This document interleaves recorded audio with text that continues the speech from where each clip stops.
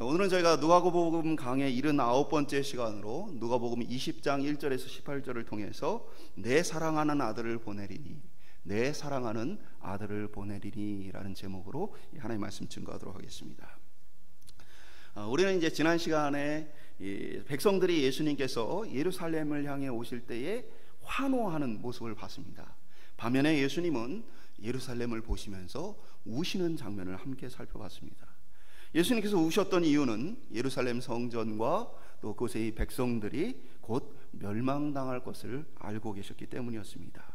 그리고 그들이 성전이 멸망받게 되어지는 이유는 바로 그들이 성전으로서 또 백성으로서의 그들의 부르심을 잃어버렸기 때문이었습니다. 오늘 본문은 예수님이 왜 우셨는지에 대해서 조금 더 구체적으로 보여주는 그런 모습들을 담고 있습니다.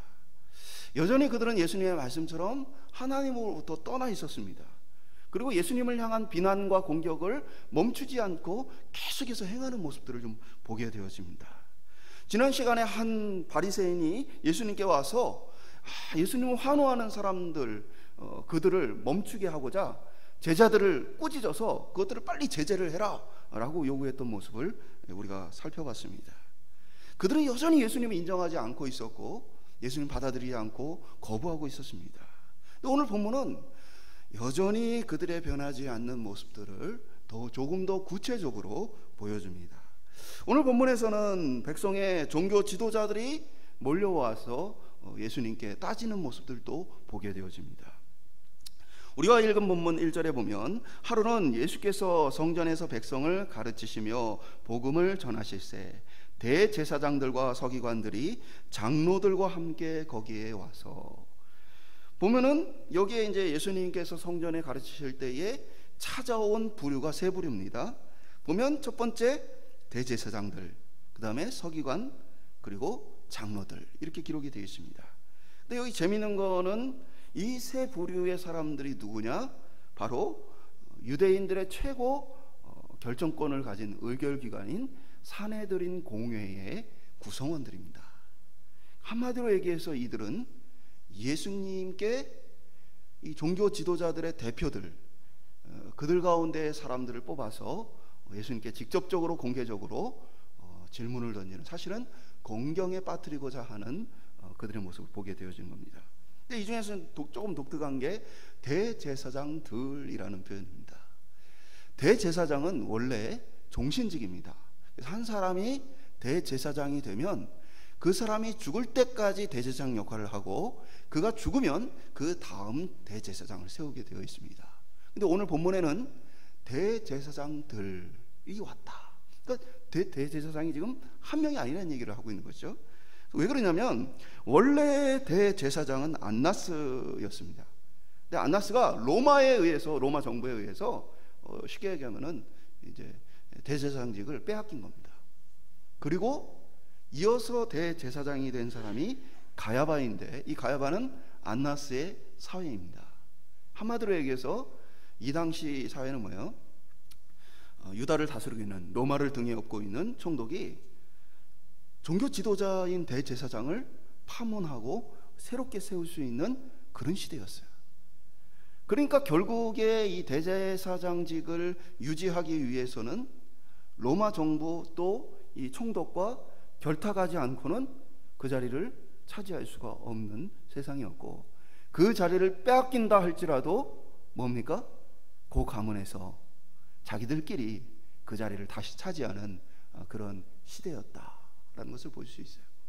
그러면서 안나스와 가야바는 이 전직 대제사장과 현직 대제사장으로서 그들이 함께 여전히 활동하고 있는 모습을 우리가 보게 되어지는 것입니다.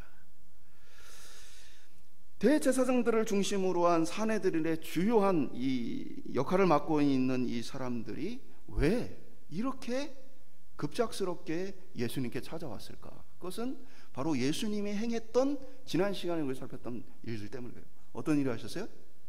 성전에 가셔가는 성전 앞에 어떻게 보면은 물건을 매매하고 사고 파는 이들을 향해서 예수님 어떻게 했어요? 그들을 내어 쫓고 상은 없고 그러면서 내 집은 기도하는 만민이 기도하는 집이다. 너희가 강도의 소울을 만들었다 하셨던 그 사건 때문에 그렇습니다.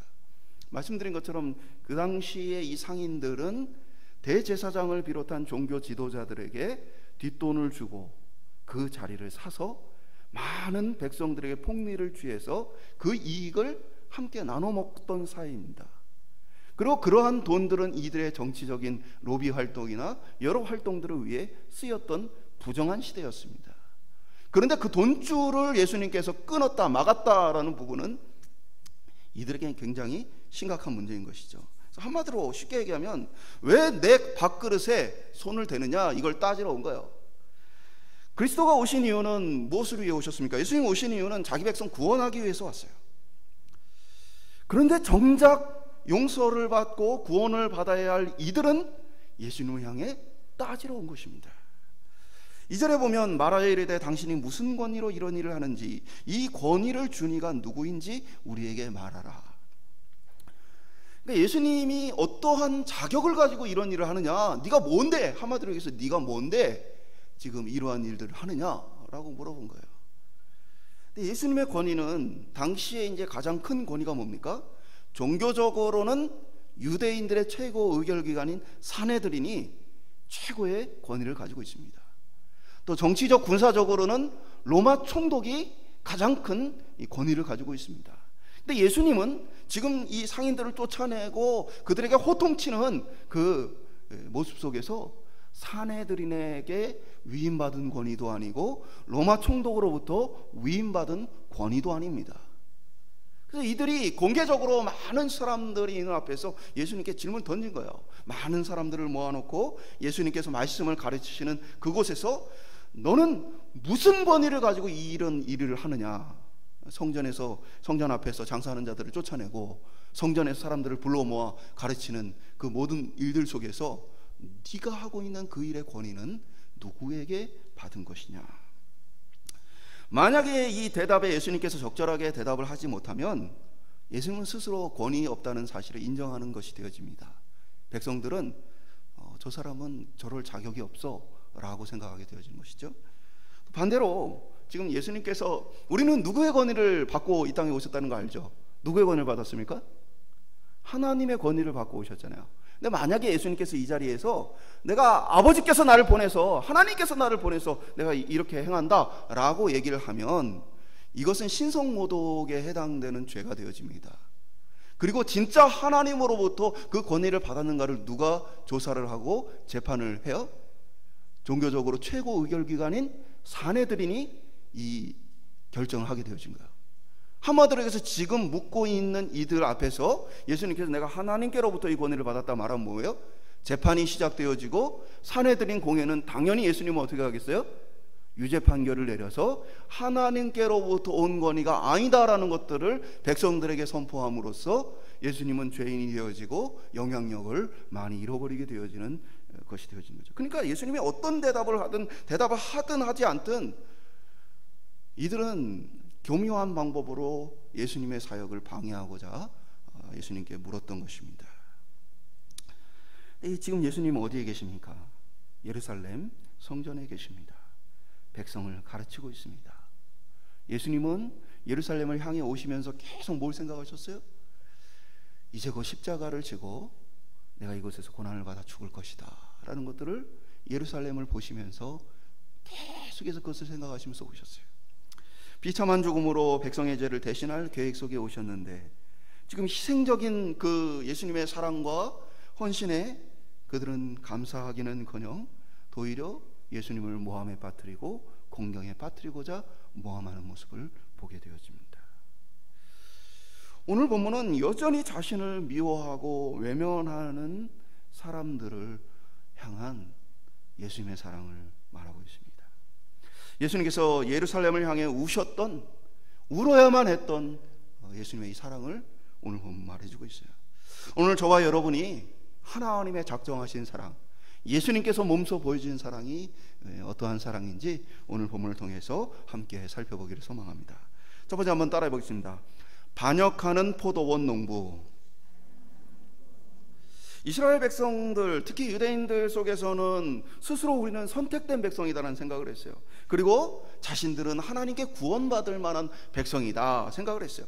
그리고 자신들은 거룩하다라고 생각했고, 반면에 이방인들은 거룩하지 않고 부정한 자들이며 그들은 하나님의 심판을 받아 마땅한 자들이다 라고 그들 생각을 해왔습니다. 그래서 이방인들에게 혹 그 부정함이 옮을까봐 그들과 함께 교제하지 않았고, 그들의 마음속에서는 자신들만 구원받을 백성으로서의 자긍심으로 넘쳤어요. 오늘날에도 유대인들의 이러한 모습들이 좀 남아 있습니다. 전 세계에서 포교 활동을 하지 않는 유일한 종교가 유대교입니다. 유대교는 포교 활동하지 않습니다. 유대교를 누군가에게 믿으라고 권하지 않습니다. 왜 이들이 그런 생각을 갖느냐? 하나님의 백성은 하나님의 선택에 의해서 태어나는 것이다. 그들은 그렇게 생각해요. 그렇기 때문에 포교하고 유대인 되게끔 자신들이 믿는 것을 믿게 하게끔 전하지 않습니다. 유대인은 그냥 하나님의 선택으로 되어지는 것이다. 그렇게 믿기 때문에 그래요. 얼마나 자긍심이 커요? 그러니까 자신은 뭐 내가 선택을 하고 내가 어떤 결정을 해서 유대인이 되고 구원받은 게 아니라고 생각하는 거예요. 이 사람들은 뭐예요? 하나님이 나를 선택하고 나를 유대인 되게 하셔서 유대인으로 태어나게 하셔서 내게 구원을 주셨다. 뭐 엄청난 자긍심이잖아요. 그래서 이 사람들은 오늘날에도 코셔 마크가 붙지 않은 음식 먹지 않습니다. 코셔 마크는 뭐예요? 유대인들의 율법에 맞추어서 그 방식과 그것에 맞는 재료를 가지고 조리하는 음식들을 코셔 마크를 붙입니다. 그래서 어디를 가도 코셔 마크 음식 먹지 않아요. 심지어 아주 굉장히 이렇게 철저한 유대인은요, 코셔 마크가 있어도 먹지 않습니다. 여행 중에 차라리 굶으면 굶었지 먹지 않아요. 왜 코셔 마크도 못 믿느냐? 코셔 마크도 대량 생산을 하거나 이렇게 하게 되어지면 내가 내 눈으로 본 게 아니니까 신뢰할 수 없다. 심지어는 비행기에서도 쫄쫄 굶으면서도 먹지 않는 정통 유대인들이 많이 있습니다. 오늘날에도. 그러니까 그러한 자부심으로 살아가는 그들은 뭐예요? 나는 하나님께 선택받은 사람이다. 그런데 오늘 본문은 예수님이 이 비유 속에서 뭘 얘기하고 있어요? 너희는 하나님의 구원받을 만한 백성, 선택받아 하나님께 구원받을 만한 백성이 아니다라는 얘기를 하고 계신 거예요. 너희는 이방인들보다 나을 게 없다. 오히려 너희는 하나님의 뜻을 반역한 반역자들이다. 예수님 오늘 이야기를 하고 계신 거예요. 실제로 하나님의 말씀을 깊이 있게 깨달은 사람들은 예수님의 이 말씀을 이해했어요. 대표적으로 스데반은 사도행전 7장 52절에 보면 이렇게 표현합니다. 너희 조상들은, 이게 유대인들을 향해 얘기하는 거예요. 자기도 유대인이면서 지금 자신을 향해 얘기하고 있는 이들을 향해서 이렇게 얘기하는 거예요. 너희 조상들은 선지자 중에 누구를 핍박하지 아니하였느냐?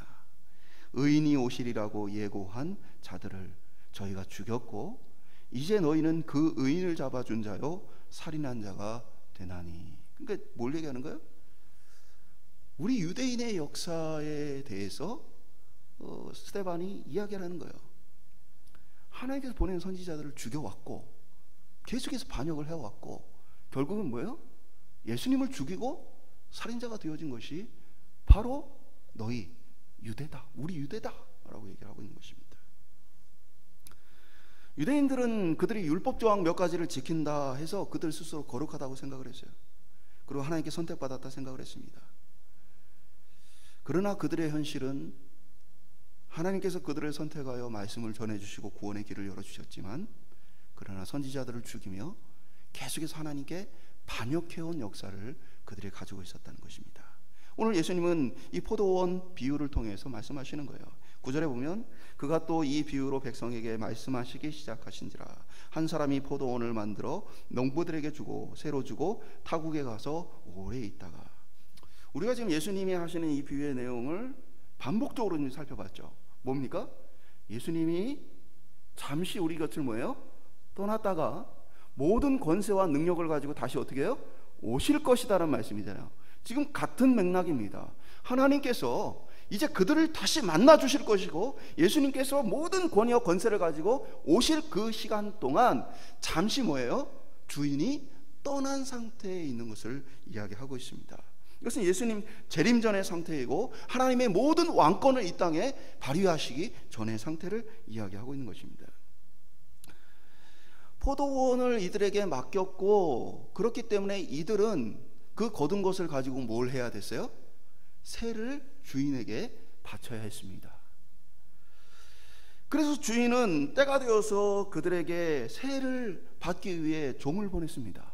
그때는 이들을 어떻게 합니까? 10절에서 12절에 보면 3번이나 이 주인이 종을 보냈는데 이 종을 때리고 그 종이 가진 모든 것을 빼앗아 돌려보내는 모습을 보게 되어집니다. 이건 뭐예요? 예수님이 지금 구약의 역사, 지금까지 일어난 모든 역사를 얘기하는 거예요. 뭡니까? 계속해서 반복되고 있는 일은 하나님께서 자기의 백성을 위해 선지자들을 보내면 그들이 어떻게 해요? 선지자들을 핍박하고 그 말을 듣지 않았어요. 하나님께 반역하고 거부하는 모습들을 계속해서 보여왔다는 것입니다.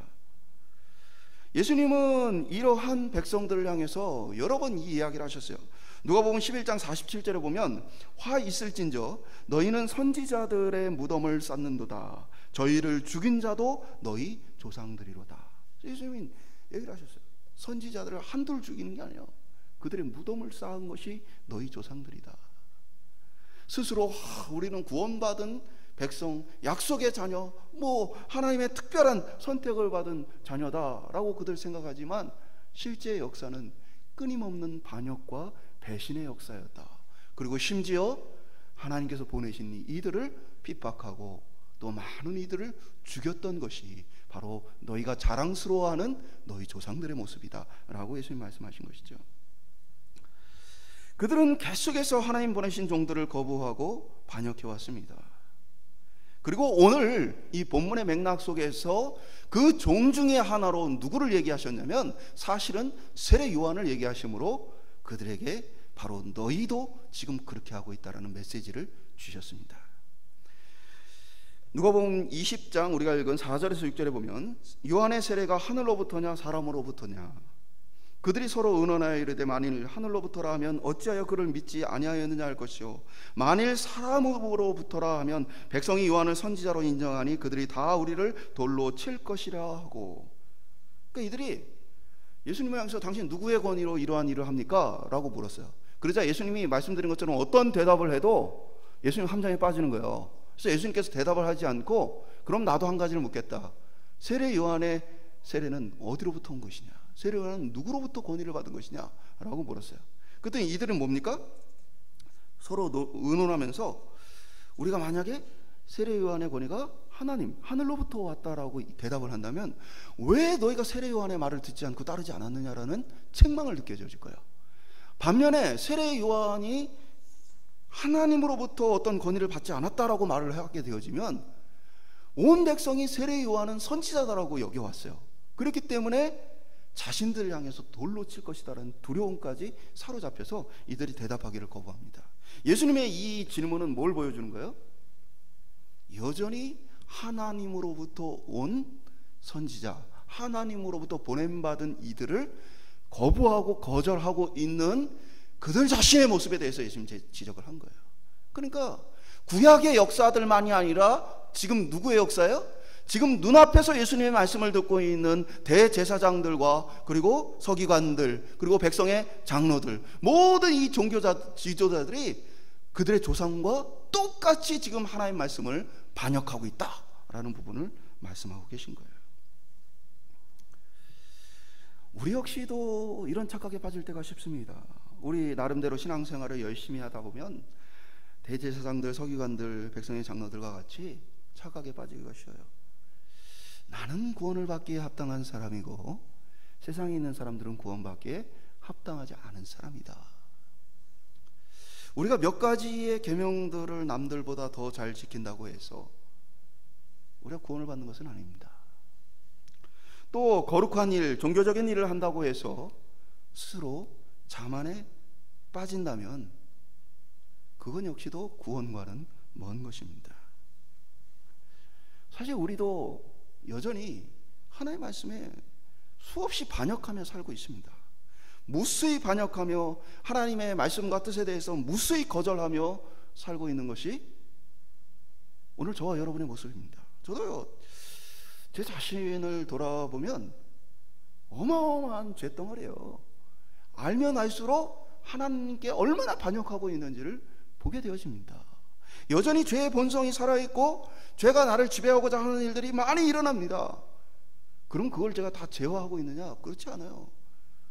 되돌아보면 내 마음의 상태가 하나님 마음을 닮지 않았구나. 내가 죄된 마음과 사단이 주는 거룩하지 않은 마음들이 여전히 내 속에 있구나 라는 것들을 보게 되죠. 그러니까 우리의 어떤 행위와 우리의 어떤 종교적으로 열심히 하고 있는 모습들이 구원에 합당한 모습이냐? 사실은 그것과 비교할 수 없는 죄가 우리 가운데 가득하다는 사실을 우리는 깨달아야 합니다. 사람은 자신이 잘한 것을 추켜세우고 잘 기억하면서도 자신의 죄에 대해서는 그것이 특별한 어떤 결과를 초래하지 않으면 모르고 쉽게 지나칠 때가 많습니다. 제대로 자신을 돌아보는 게 인간의 죄의 본성상 쉽지 않다는 거예요. 최근에 그런 일이 있었죠. 한 여자 배구 선수를 향해서 다른 여자 배구 선수가 어떻게 했어요? 괴롭힘을 당한 것과 같은 그런 뉘앙스의 글을 올렸습니다. 그러면서 가해자는 잘 모르겠지만 피해자는 굉장히 아프게 느낀다는 그런 식의 표현을 했어요. 대번에 어떤 일이 일어났어요? 과거에 피해를 입었다고 주장하는 이 배구 선수로부터 여러 가지 괴롭힘과 어려움들을 겪었던 사람들이 모여서 그 사람들이 어떤 일을 했는지를 공개를 했어요. 그 뭐예요? 나는 피해자라고 생각했는데 사실은 뭐예요? 나는 자신에게 피해를 준 사람하고 비교할 수 없을 정도로 더 심한 가해자로 살았다는 거예요. 그러면서 그것에 대한 반성이나 뉘우침이 전혀 없이 살아왔다는 거예요. 그게 그들만의 문제일까요? 아니에요. 오늘 우리의 문제이기도 합니다. 오늘 우리는 우리가 잘한 것에 대해서는 기억해요. 그리고 우리가 잘못한 것에 대해서도 또 뭐예요? 스스로 잘못을 했지만 이런 이유 때문에, 이런 상황 때문에, 이런 나의 형편 때문에 여러 가지 핑계를 만들어 가지고 뉘우칠 생각을 하지 않는 모습들이 우리 죄인들의 모습이에요. 그러니까 행위로 본다면 우리가 지금 신앙생활을 조금 열심히 하고 있고 또 다른 이들을 좀 돕는다든가 돌아본다든가 내가 그렇게 하고 있는 모습을 통해서 나는 구원받기에 합당하다 생각한다면 그것은 큰 착각이라는 사실입니다. 사랑하는 여러분, 나는 반역자가 아니다. 아니요, 우린 반역자예요. 우리는 반역자지만 예수님의 사랑과 용서와 은혜로 구원 얻었을 뿐입니다. 오늘 저와 여러분이 포도원 농부들이 아니다 착각하지 않기를 바랍니다. 그래서 대제사장들과 서기관 그리고 장로들과 같이 예수님을 향해 여전히 반역하면서도 자신의 잘못을 깨닫지 못하는 사람이 아니라 주어진 기회 속에서 그리스도의 은혜를 붙들 수 있는 저와 여러분 될 수 있기를 주님의 이름으로 축원드립니다. 두 번째 따라해 보겠습니다. 이해 안 되는 포도원 주인. 오늘 본문에서 포도원 주인과 농부 중에서 누가 이해가 안 돼요? 농부들은 이해돼요. 눈앞에 자기의 욕심을 위해 가지고 내가 이거 주인한테, 주인이 지금 가까이 안 있고 멀리 있으니까 그러니까 이거 내가 다 가져버려야 되겠다 욕심이 들 수 있죠. 근데 포도원 주인이 어떻게 해요? 종을 보냈어요. 근데 종이 매맞아 오고 모든 것을 빼앗기고 비참한 모습으로 돌아왔어요. 그럼 어떻게 해야 돼요? 나중에 보면 주인이 결국에는 농부들을 진멸하기 위해 군대, 사람들을 보내는 모습을 보게 되어집니다. 한마디로 얘기해서 지금 주인은 그들을 심판하고 그들의 죄를 물을 능력이 없는 사람이 아닙니다. 그들에게 충분히 그 모든 것을 묻고 책임을 지울 수 있는 힘과 권세를 가진 사람이에요. 그런데 어떻게 해요? 처음으로 그의 종이 매맞고 빈손으로 왔을 때 일반적인 주인이라면 어떻게 했겠어요? 요것 봐라, 이 녀석들 봐라, 당장에 가서 그들을 진멸하고 그 포도원 뺏어버렸어야 됩니다. 왜요? 예수님 당시에 예수님이 하셨던 이 비유 속의 상황을 보면 예수님 당시는 말씀드린 것처럼 일자리가 없었어요. 그래서 예수님이 비유 속에서도 보면 하루 종일 일 못해가지고 시장에서 누가 다 일 시켜줄까 하고 기다리는 사람들이 세고 셌단 말이에요. 그러니까 이 포도원 주인이 지금 포도원을 만들어서 이 사람들에게 일을 시켜줬다는 것 자체가 어마어마한 은혜예요. 이들에게 먹고 살게 해줬다는 것 자체가 대단한 은혜입니다. 근데 이들이 그렇게 행동을 했다 하면 주인은 뭐야? 당장에 많은 종들을 무장시켜서 보내서 그들을 다 멸해버리고, 누가 이 포도원 관리할 거냐? 라고 물으면 어마어마하게 저를 시켜주십시오 하고 몰려올 수많은 사람들 중에 똑똑한 사람, 능력 있는 사람, 좋은 결실을 맺을 사람, 그들을 뽑아가지고 그 일을 맡기면 되는 일이야. 번거롭게 또 사람을 보내고 또 종을, 오늘 본문에 보면 3번이나 종을 보냅니다. 이렇게 종을 3번씩이나 보낼 이유가 있어요, 없어요? 없어요. 인간적으로 예를 들면 내가 이렇게 은혜를 베풀어줬어요. 굶어 죽어가는 사람에게 일자리를 만들어주고 회사를 맡기고, 그리고 그 가족들과 그 모든 식소들이 살 수 있도록 도와줬는데, 이렇게 행동을 한다면 누가 그 일을 계속 맡기겠습니까? 근데 이 주인은 재밌는 건 뭔지 아세요? 이 주인이 지금 가까이 살아요? 멀리 살아요? 멀리 살아요. 종을 한번 보냈다가 종이 돌아오는 기간이 길어요? 짧아요? 길어요. 먼 타국이라고 기록되어 있어요. 주인이 얼마나 오래 참았는지를 이게 보여준 거예요. 종을 한번 보냈어요. 오랜 기간을 기다려서 어떻게 왔나 봤더니 비참한 물건로 왔어요. 근데 주인이 또 먼 거리를 종을 또 보내요. 또 주인은 뭐예요? 오랫동안 그 종이 돌아오기를 어떻게 해요? 기다려요. 이게 말이 안 되는 주인의 모습이죠. 이러한 모습이 무엇입니까? 바로 구약의 역사에 나타난 하나님의 모습입니다. 누가복음 13장 34절에 보면 예수님께서 이렇게 얘기하셨어요. 예루살렘아 예루살렘아 선지자들을 죽이고 내게 파송된 자들을 돌로 치는 자여, 암탉이 제 새끼를 날개 아래 모음같이 내가 너희의 자녀를 모으려 한 일이 몇 번이냐. 그러나 너희가 원치 아니하였도다. 어떤 사람들은 구약을 보면서 구약의 하나님 굉장히 무서운 분이다라고 생각을 합니다. 하나님의 심판이 사실 굉장히 끔찍한 모습들이 많이 나타나 있어요. 예를 들면 이제 출애굽기 26장이나 신명기 28장에 보면 하나님의 백성이 지속적인 하나님의 그 권고에도 불구하고 그들이 불순종을 하고 계속 돌이키지 않으면 전염병, 기근, 전쟁, 이러한 것들을 통해서 그들을 심판하실 것에 대해서 기록을 해주고 있습니다. 그게 바로 이스라엘과 하나님 사이에 뭐였어요? 사실은 계약서였어요. 우리는 하나님을 섬기고 하나님은 우리의 하나님이 되어서, 우리가 하나님을 섬기되 하나님은 뭐예요? 우리의 보호자가 되어요. 우리를 지켜줘요. 그래서 그것들을 하나님이 착각하지 않도록 왕들에게 어떤 명령을 주셨어요? 많은 말과 병거를 가지지 마라. 당시에 최고의 무기들 가지지 마라. 그런 거 필요 없다. 내가 지켜줄 거다. 만약에 말과 병거를 많이 갖고 있으면 뭐예요? 사람 착각할 수 있어요. 아, 내가 이런 힘이 있고 내가 이런 능력이 있으니까 이거 가지고 내가 나라를 지킨다, 착각할 수 있어요. 근데 하나님은 의도적으로 그런 것 없이 내가 너를 지킨다라는 걸 분명하게 보여주겠다는 게 바로 하나님의 계약사항이었어요. 근데 이들이 그걸 외면한 것이죠. 그러면 하나님이 내가 너희들을 지키고 보호해주는 이 손길을 내가 걷어가겠다. 너희들이 나를 의지하지 않고 나를 믿지 않을 때 이 계약이 파괴되어 나는 내 손을 거두면 너희들에게 이제 전염병과 기근과 전쟁으로 수많은 고통으로 나의 모든 것을 빼앗기게 되고 있다. 심지어는 구체적인 구절들이 있는데,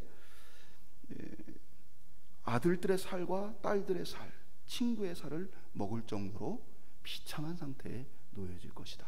실제로 예레미야 19장 9절 보면 이러한 부분들이 기록이 되어져 있죠. 그리고 이스라엘 역사에 보면 남유다가 멸망할 때에 이런 끔찍한 일들, 자식과 또 주변 사람들을 잡아먹는 일들이 나타나게 되어집니다.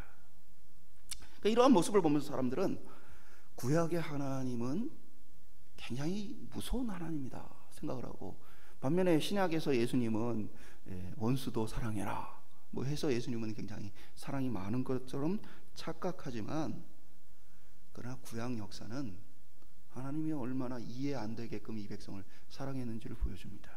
실제로 성경에 보면 무서운 이야기가 기록되어 있는데, 출애굽기 32장에 보면 이스라엘 백성이 금으로 송아지를 만들고 그 앞에 절하는 모습, 제사를 드리는 모습을 보게 되어집니다. 그때 하나님께서 모세에게 뭐라고 말씀하시면 출애굽기 32장 10절에 그런즉 내가 하는 대로 두라. 내가 그들에게 진노하여 그들을 진멸하고 너를 큰 나라가 되게 하리라. 그럼 뭔 얘기예요? 지금 이스라엘 백성들을 보니까 또 우상을 만들고 또 그 앞에 제사하는 모습을 보시고 하나님께서 내가 이들 다 없애버리고 모세 너로 하여금 큰 민족을 이루게 하겠다. 하나님 그렇게 하실 수 있는 분이에요. 왜 이런 기록이 있을까요? 하나님은 그렇게 그것을 선택하고 하실 권세와 능력이 있으신 분이에요. 그것도 뭐예요? 아주 합법적으로. 왜 합법적입니까? 그들의 조상들과 맺었던 언약의 관계를 그들이 버렸기 때문입니다. 그런데 모세가 어떻게 합니까? 그래도 하나님께서 조상들에게 하셨던 그 약속들을 기억하셔서 하나님께서 저들을 구해달라. 그러면서 뭐 자신의 이름을 여호와의 책에서 차라리 제해달라라는 이야기까지 하게 되죠. 어떤 사람들은 이제 이걸 보면서 모세가 열심히 기도해서 하나님 마음이 움직였다. 물론 이제 그 부분이 성경에 기록되어 있어요. 근데 정확히는 뭡니까? 모세가 하나님이 어떤 분이신지를 알았기에 뭐예요? 그의 약속과 말씀을 따라 기도한 거예요. 하나님 뭘 보여주신 거예요?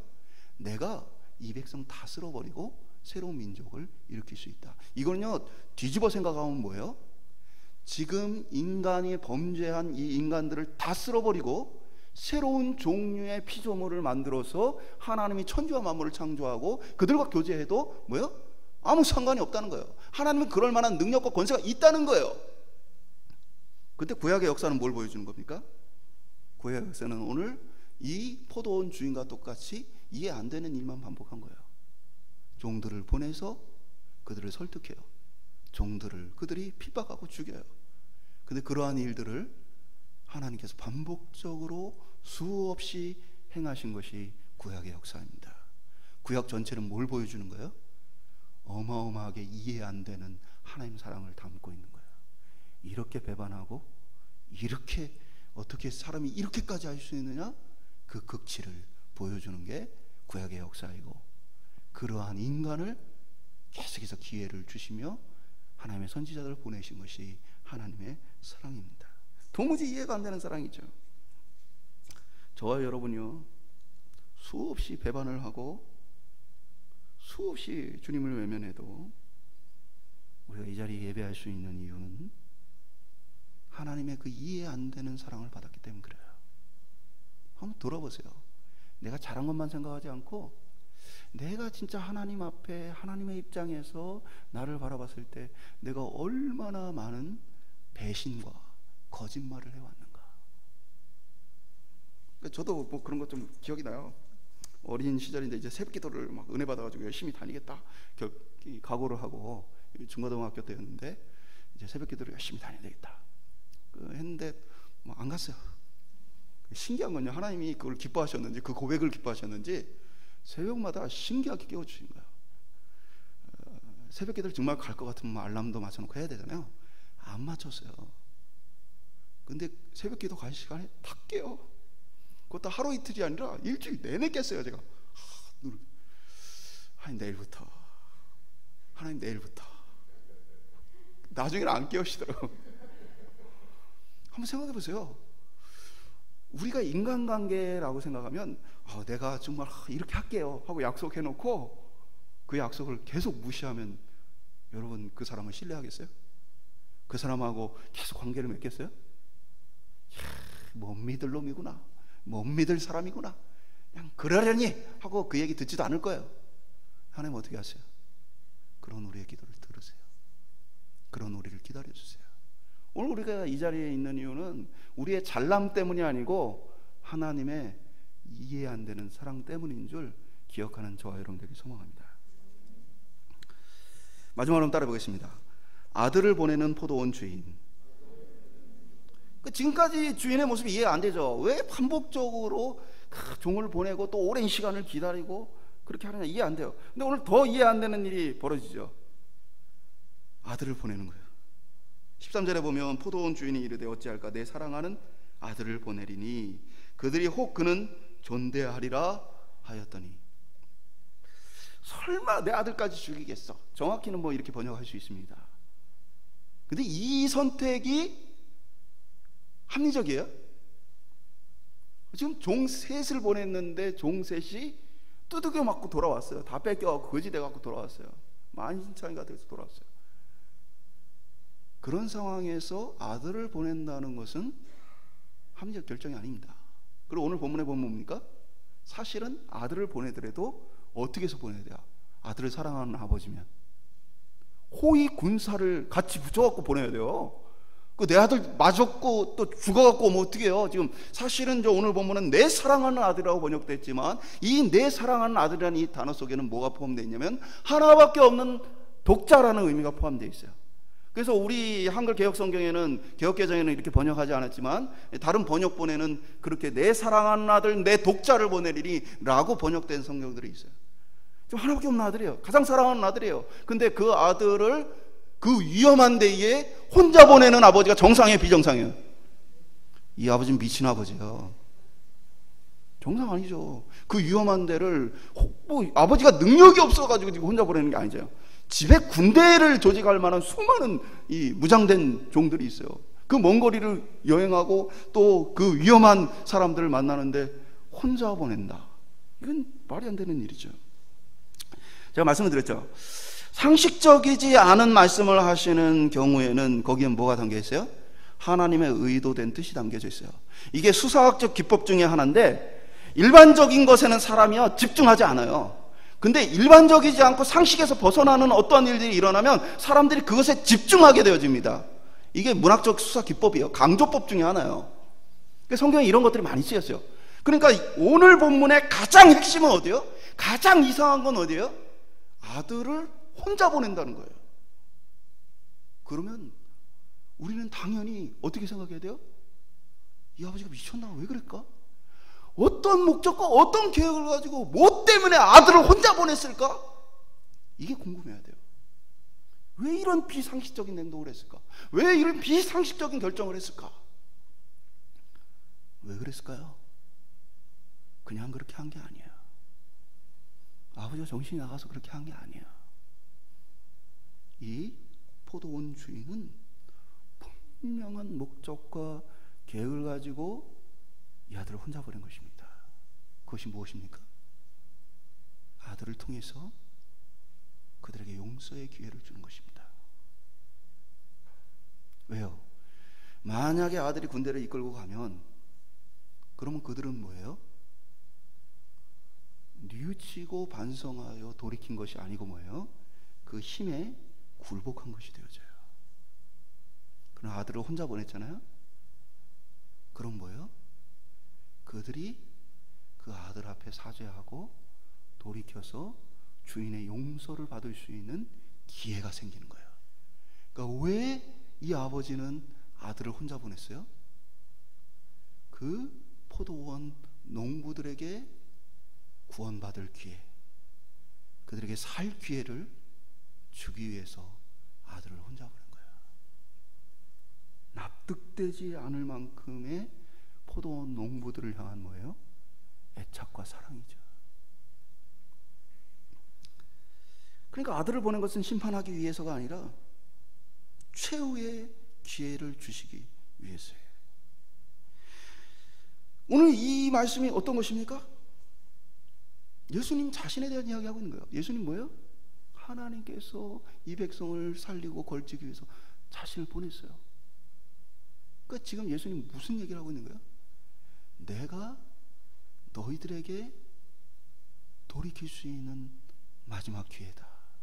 이 메시지를 주시는 거예요. 그리고 이들은 어떻게 합니까? 비유해 보면 그들이 그 아들을 쳐 죽입니다. 이 사람이 상속자니까 이 사람만 죽이면 나중에 그 아버지가 죽었을 때 이 재산 우리가 그냥 가져버리면 된다 라는 생각을 갖죠. 반역하는 마음을 가집니다. 그리고 결과가 어떻게 되어집니까? 결국에는 아들을 죽인 것으로 인해서 포도원 주인이 군대를 이끌고 와서 사람들을 이끌고 와서 이 포도원 농부들을 진멸하여 버립니다. 근데 그때에 대제사장, 서기관들, 장로들이 어떻게 반응합니까? 그렇게 되지 말지어다 라고 얘기합니다. 그러니까 이들은 뭐예요? 안 거예요. 지금 예수님이 하시는 이야기는 뭐예요? 남의 그냥 비유가 아니라 우리 조상들에 대한 이야기이며 지금 자신들을 향한 이야기라는 사실을 그들이 알고 있는 것입니다. 그래서 그렇게 돼서는 안 됩니다라는 얘기를 것이죠. 이게 상식적으로 이해되세요? 아들을 죽인 나쁜 놈들을 진멸한다, 이렇게 했으면 그들의 반응이 어떻게 돼요? 당연히 그렇게 해야죠 라고 반응했어야 돼요. 근데 이들의 반응이 뭐예요? 그렇게 돼서는 안 되겠습니다 라고 얘기를 해요. 왜 그랬습니까? 그들은 지금 그 이야기가 자신들을 향한 이야기라는 것을 깨달았기 때문에 그런 것입니다. 그런데 그들이 예수님을 인정하고 따릅니까? 아니면 결국에 예수님 십자가에 죽입니까? 그것이 보여지는 거예요. 우리의 죄가 얼마나 깊은지를 보게 되어지는 거예요. 예수님이 이 엄청난 사랑을 거부한 반역자들에 대한 말씀을 17절과 18절을 통해서 이야기합니다. 17절에 보면 그들을 보시며 이르시되 그러면 기록된 바 건축자들의 버린 돌이 모퉁이의 머릿돌이 되었느냐 함이 어찌미냐. 이 말씀이 이제 시편 118편 22절을 인용한 것인데요, 이 맥락은 구원에 대한 이야기예요. 그러니까 버려진 돌이란 사실 예수 그리스도를 의미하는 겁니다. 백성이 외면하고 버렸어요. 그런데 그 버려진 돌이 뭐가 됐어요? 건물의 머릿돌이 되었어요. 가장 중요한 기초가 되었어요. 이 유대인들은 그 기초를 세우고 그 기초를 시작으로 삥 둘러서 건물을 외곽 완성해서 다 그 기초로 마무리를 짓습니다. 근데 버렸는데 그렇게 됐어요. 신기한 일이 벌어진 거죠. 하나님의 구원이 그처럼 신기하다라고 얘기한 게 바로 시편 118편 말씀입니다. 그러니까 이 말씀 속에서 보면 뭐예요? 예수님은 뭐 한 거예요? 너희들이 지금 인정하지 않고 너희들에게 버림받아진 나, 바로 내가 이 구원의 뭐예요? 기초가 되어지고 시작이 되어진다. 이건 뭐예요? 자신들이 지금 잘못하고 있다는 것들을 깨달은 사람들에게 뭐예요? 구원의 메시지를 전하신 거예요. 이어지는 18절 말씀은 무릇 이 돌 위에 떨어지는 자는 깨어지겠고 이 돌이 사람 위에 떨어지면 그를 가루로 만들어 흩으리라 하시니라. 이 돌이 지금 머릿돌, 모퉁이돌 얘기했던 돌이 뭐예요? 예수님을 가르치잖아요. 이 말씀은 그 돌 위에 떨어지면 깨지고 그 돌이 사람 위에 떨어지면 가루로 만들어버린다. 이것은 심판에 대한 말씀이에요. 예수님 곧 뭐예요? 심판이 되어주시는 거예요. 그러니까 이것은 그들에게 돌이키지 않으면 이제 심판이 임할 것이다, 그것에 대한 강력한 경고도 동시에 하신 것입니다.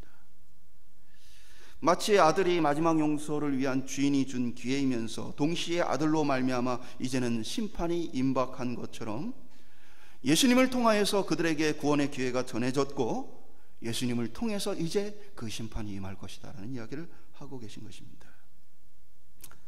아들을 보내신 이 하나님의 사랑은요, 우리로는 도저히 이해가 안 되는 사랑입니다. 아무리 생각해도 아무리 이해하려고 해도 이해가 안 되는 사랑입니다. 왜요? 아들과 얼마든지 고용할 수 있는 수많은 이 노동자들 중에 하나인 포도원 농부는 비교할 수 없는 가치예요.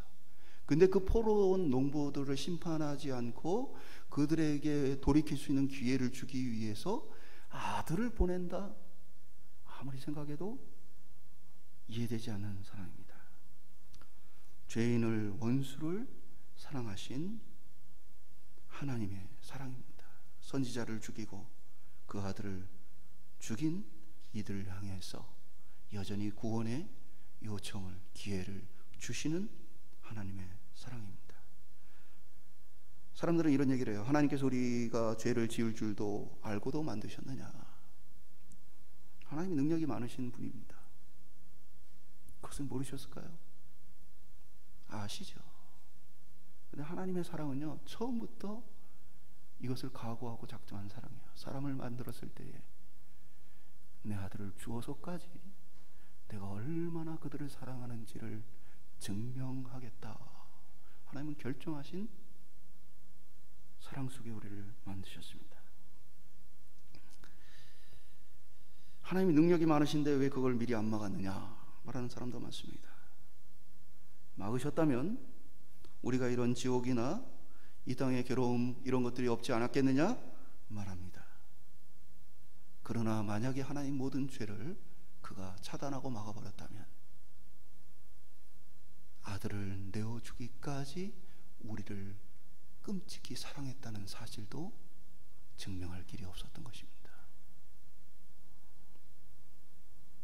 배신하고 외면해도 하나님 우리를 향한 사랑이 멈추지 않고 우리를 건져내시기까지 주님은 일하시는 분이십니다. 오늘 우리가 하나님의 이 사랑을 알고 믿음으로 사는 저와 여러분 될 수 있기를 소망합니다. 말씀 맺도록 하겠습니다. 로마서 8장 38절 39절 이렇게 기록합니다. 내가 확신하노니 사망이나 생명이나 천사들이나 권세자들이나 현재의 일이나 장래의 일이나 능력이나 높음이나 깊음이나 다른 어떠한 피조물이라도 우리를 우리 주 그리스도 예수 안에 있는 하나님의 사랑에서 끊을 수 없으리라. 오늘 우리가 아들을 보내신 그 사랑을 알면 주님 앞에 나갈 수 있습니다. 우리가 신앙생활을 하면서 낙심할 때, 우리 자신의 모습에 실망할 때에 그때 오늘 이 말씀을 기억하기 소망합니다. 내 사랑하는 아들을 보내리니 그만큼 내가 너를 사랑한다. 너가 돌이키기를 내가 원한다. 깨어진 관계를 회복하기를 원한다. 주님의 이 메시지가 우리 속에 들려지기를 소망합니다. 그리고 그 사랑을 힘입어서 우리가 어떠한 상태, 어떠한 모양, 어떠한 때에 있든지 다시 주님 앞에 사죄의 은총을 구하며 용서를 구하며 나아갈 수 있는 저와 여러분 될 수 있기를 주님의 이름으로 축원드립니다.